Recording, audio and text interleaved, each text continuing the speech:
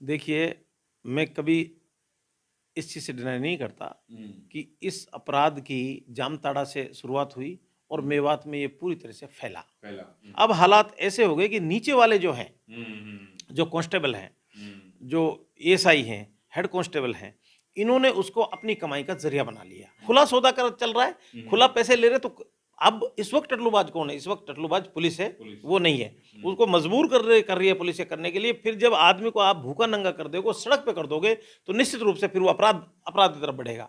इन टटलूबाजों को ले दे करके छोड़ दिया, सेटिंग करके छोड़ दिया, ठीक है। जो उन पे आरोप लगाए। आप उनको निलंबित क्यों कर रहे हो? आप उनको बर्खास्त क्यों नहीं करते? हुँ, एसएचओ नौगावा ने। हुँ, हुँ, जिस दिन वो वहाँ से आईपीओ किया था, उससे 2 दिन पहले की बात है। हुँ, उसने 2 लाख रुपए लिए हुँ, और उसके एक रजिस्टर्ड हुँ, हुँ, थाने के रजिस्टर्ड दलाल हैं, हुँ, उसके माध्यम से लिए। हुँ। मेवात हम अलवर में है, मेवात पूरा इलाका है।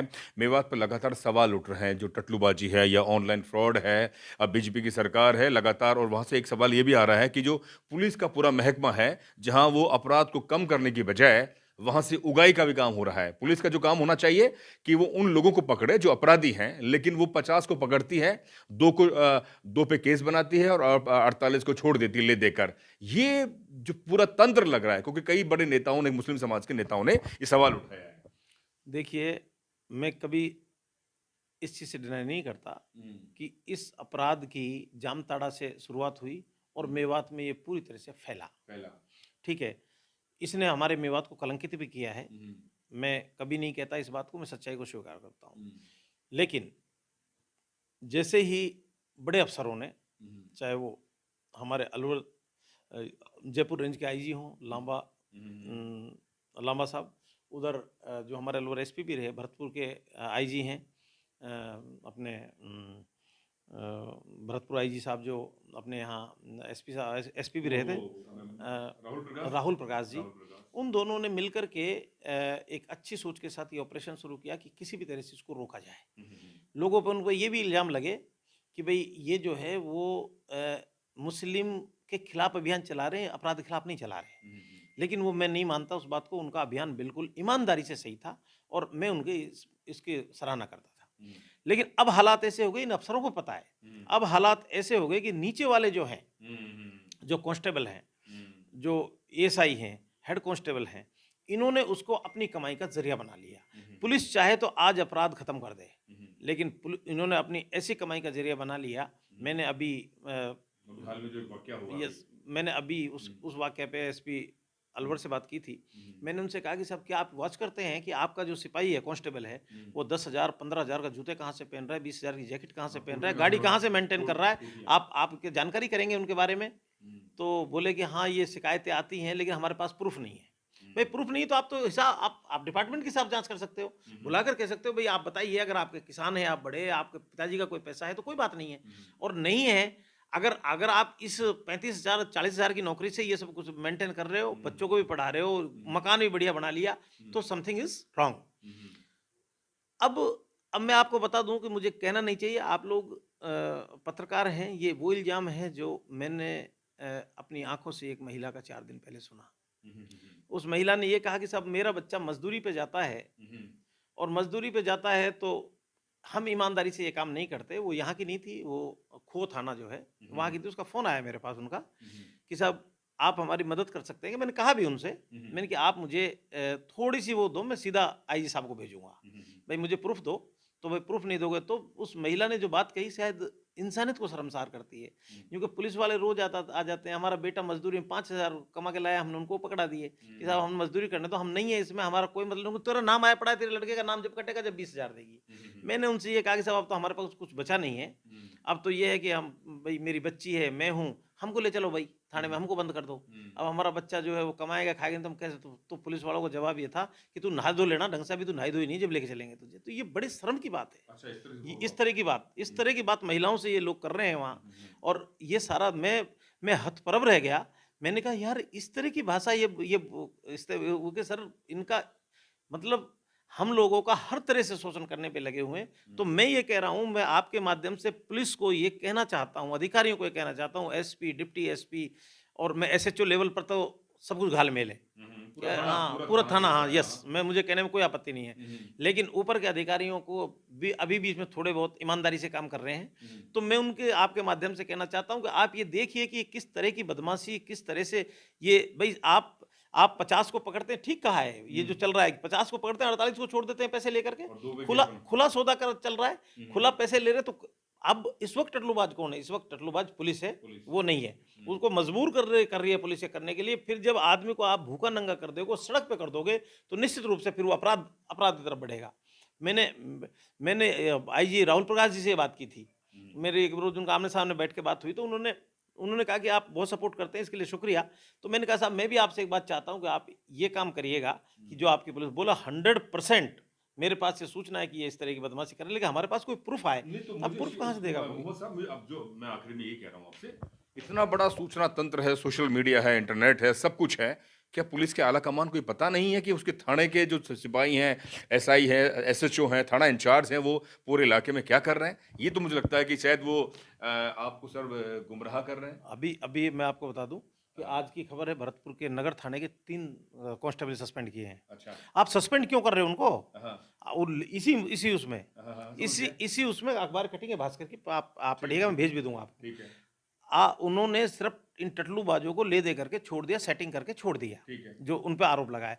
आप उनको निलंबित क्यों कर रहे हो? आप उनको बर्खास्त क्यों नहीं करते? आपका अधिकार है ना भाई। आप अगर 2 सिपाहियों को बर्खास्त कर दोगे तो सारे इनके, मैं कह रहा हूं आज की तारीख में पुलिस ने अपना ये धंधा बना लिया है। और मैं ये लोगों को लगता है भाई पुलिस पे तो आरोप लगते रहते हैं, झूठे आरोप लगाते हैं, एक नॉर्मल सी बात है, कह देते हैं लोग बाग। लेकिन मैं ये बात कह रहा हूं कि जो ये अभी यहाँ जो घटना घटी थी, ये रामगढ़ वाली, नौगांव वाली, इस नौगांव वाली घटना में 50 बार लोगों का हमारे पास फोन आए कि जब से ये एसएचओ आया है बड़ासरा यहाँ, स्थिति ये हो गई 4 गाड़ियां थाने पे सिर्फ इसलिए खड़ी हैं कि रात को निकलती हैं, कम से कम 10-15 लाख रुपए इकट्ठे करके जब ये वापस अपने घर लौटते हैं, जाकर सीधे दबिश देते हैं, उठाते हैं लोगों को, फिर दलालों के माध्यम से ये सब करते हैं। तो ये तो अन्याय है, ये तो भाई ये अन्याय है महजी, इससे ज्यादा अन्याय क्या हो सकता है? तो अब वो लोग जब वो बिल्कुल दब जाएंगे, उनको परेशान, मतलब ये इस तरह के हालात पैदा कर रखे हैं, सिर्फ उगाही कर रहे हैं, इसके अलावा कुछ नहीं कर रहे। और ये सब चीजें सही कह रहे हो आप, ये सब चीजें पुलिस देख रही है, अधिकारियों को क्या पता नहीं है? इसका क्यों नहीं इस पर संज्ञान, इस पर क्यों क्यों हाँ और लोग कह रहे हैं। क्यों संज्ञान नहीं ले रहे? फिर दूसरी बात ये है, अभी मैं एक खबर पढ़ रहा था कल की कि डीजीपी बिहार ने एक आदेश जारी किया कि थानों के इर्द गिर्द जो आदमी ज्यादा देखा जाएगा उसको हम दलाल मान के गिरफ्तार कर लेंगे। क्यों आप क्यों नहीं कर रहे इस काम को? भाई आप क्यों नहीं कर रहे? अगर शेर मोहम्मद थाने में दिन में 2 बार जा रहा है, या 2 दिन में भी 1 बार जा रहा है, या 10 दिन में भी 1 बार जा रहा है, तो इसका मतलब ये है कि मैं अपना जुगाड़ बैठाने जा रहा हूं, तो मेरे खिलाफ कार्रवाई होनी चाहिए ना। एक साधारण आदमी जो थाने के लगातार चक्कर लगा रहा है, तो वो उनका दलाल है पुलिस का, उस पर कार्रवाई ये नहीं करेंगे। कारण ये कि ये अपने वो एक्चुअली क्या है, जैसे हमारी एंटी करप्शन ब्यूरो वो सक्रिय हो, तो उसके लिए भी कोई ऐसा आदमी, वो इनोसेंट आदमी तो इनके खिलाफ कार्रवाई करा सकता है। दलाल का प्राण निकल जाएंगे तो भी वो नहीं कराएगा। अभी एक और बात बताना चाहता हूं मैं, और ये सच्चाई है कि अभी एक प्रकरण हुआ, अजीत बड़ासरा ने उसमें 2 लाख रुपए लिए मुलजिम को निकालने के, एसएचओ नौगांव ने। जिस दिन वो वहां से एपीओ किया था उससे 2 दिन पहले की बात है, उसने 2 लाख रुपए लिए, और उसके एक रजिस्टर्ड थाने के रजिस्टर्ड दलाल है, उसके माध्यम से लिए। उस आदमी के खिलाफ कोई दबाव में आकर के उसने और 2 लाइन फालतू लिख दी।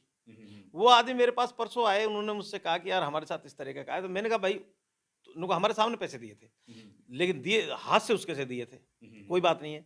मैंने उनसे कहा तुम आओ, मैं चलकर एसपी, पहले तो इससे बात करेंगे, फिर एसपी साहब से बात करेंगे कि भाई 2 लाख रुपए आपने क्यों लिए, किस उससे लिए। अब वो बेचारा, वो जो देने वाला है वो एमआईए इलाके में आ गया। अब सुनिए आप मजे की बात, अगले की पोस्टिंग हो गई एमआईए में। अब वो थर थर कांप रहा है कि साहब मेरे को कोई झूठे मुकदमे में फंसा देगा। तो मैंने कहा मुझे मजबूत आदमी चाहिए, मुझे कमजोर आदमी नहीं चाहिए। अब ये अब 2 लाख रुपए आप इस चीज की रिश्वत ले रहे हो, सिर्फ आप निकालने के, फिर उसको बंद भी कर दिया उस आदमी को, तो आपने 2 लाख रुपए किस बात के रख रखे हैं उस आदमी से? लेकिन क्योंकि ये अपने ऐसे मजबूत आदमी को, कि वो जो इनका दलाल है वो खुद जेल चला जाएगा, क्योंकि उसका धंधा चलता है इनसे, वो खुद जेल चला जाएगा, लेकिन कभी भी वो इनका नाम नहीं लेगा। वो नहीं बोलेगा। लेकिन वो क्या है कि उन लोगों ने जिन्होंने पैसा दिया उन्होंने सामने पैसा दिया है, तो मैंने अभी उनसे कहा कि डरने की जरूरत नहीं है, एसपी साहब से बात करेंगे, आईजी साहब से बात करेंगे, जरूरत पड़ी तो मैं डीजी साहब के पास चलूंगा लेकर के, या तो ये 2 लाख रुपए वापस करे, रिटर्न करे, और नहीं तो मैं इसको लेकर के सीधा तुम लोगों को डीजी साहब के पास लेके चलूंगा। ऐसे ऐसे नहीं चलता कि आप एक तरफ ईमानदारी दिखाएं, और वो लोग जिनको गिरफ्तार किया उनका दोष कितना था वो ये भी जानते हैं और हम भी जानते हैं।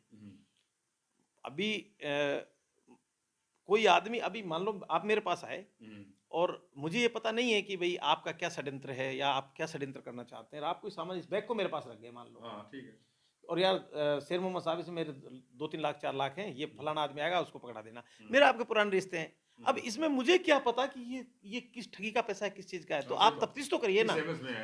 आपने तफ्तीश कर ली कि शेर मोहम्मद इनोसेंट है, उसके बाद में आपने 2 लाख रुपए ले लिए कि मैं आपको निकाल दूंगा, और फिर आपके ऊपर कहीं किसी नेता का या इस तरह का कि भाई ये तो जेल जाना चाहिए, अब एक वो गिरफ्तार कर लिया तो इसको भी जेल भेजो, तो आपने उसको जेल भेज दिया और 2 लाख रुपए भी आपने अपने पास लेकर रख रखे हैं।